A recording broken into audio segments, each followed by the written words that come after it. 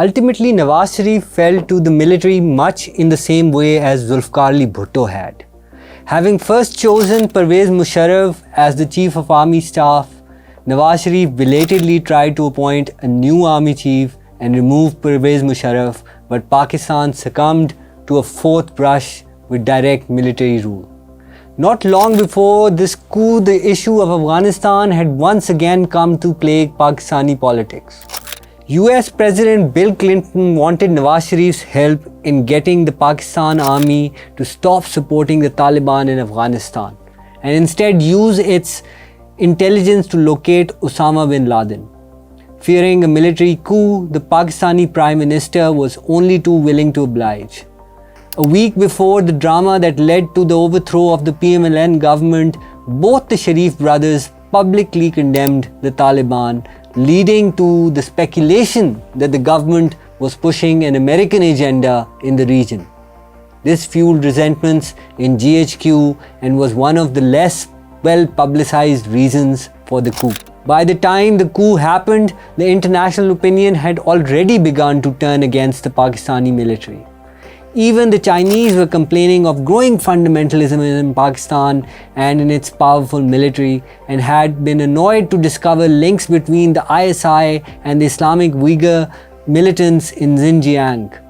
Russia feared that a closer military cooperation could increase tensions in the southern regions, including the Caucasus. Pakistan was isolated internationally. 9/11 rescued Musharraf regime. On the eve of the 21st century, authoritarian Pakistan was an international pariah for supporting the Taliban regime and initiating Kargil incursion. Just as the Soviet invasion of Afghanistan had come to General Zia's rescue in 1979, events of September 11, 2001 came to Musharraf's rescue. Before the fires encircling the Twin Towers in New York had gone out, Pakistan had been catapulted to center stage of American global policing enterprise for a second time in just over 2 decades. Any successful American drive against the Al-Qaeda in Afghanistan required Pakistan's help. However, Washington was unsure whether the commando-turned-president would be willing to alter his regime's pro-Taliban policy to bring bin Laden and his top associates to justice.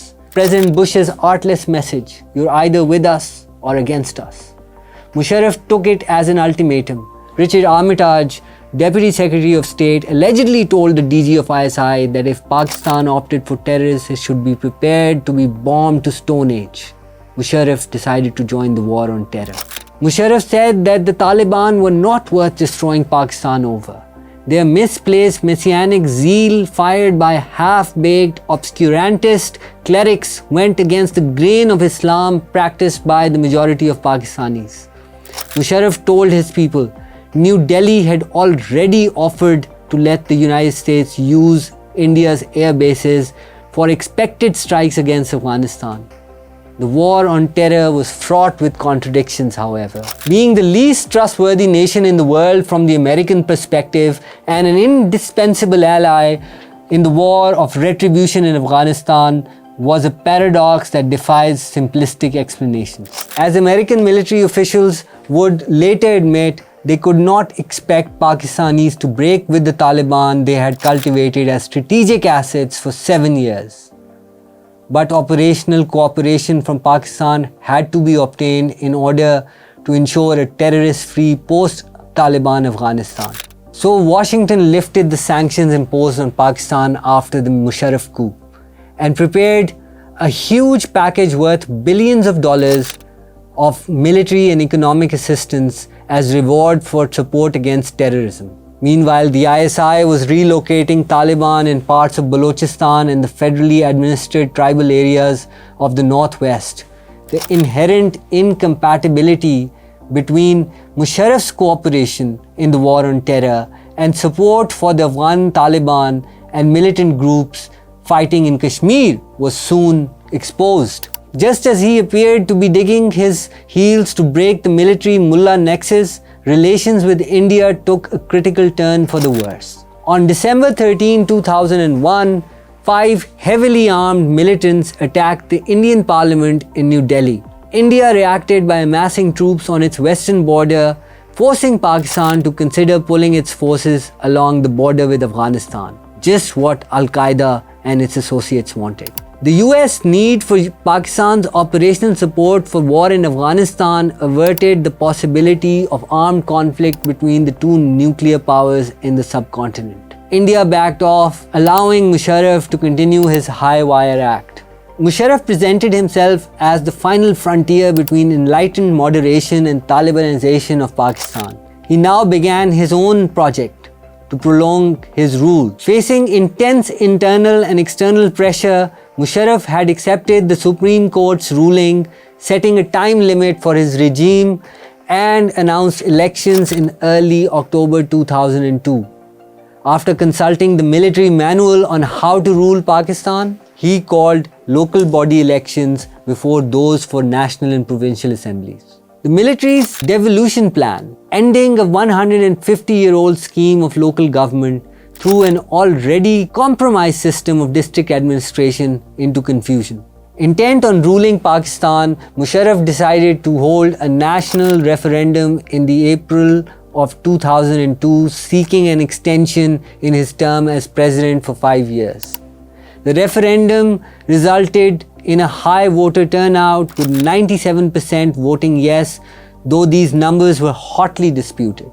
The political wing of the ISI had stuffed the ballot boxes and ordered government servants to vote.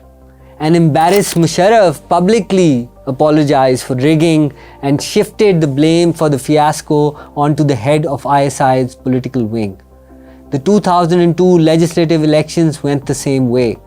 The regime's social engineering prior to the polling date on October 10, 2002 gave an electorate of 72 million a very limited right of choice.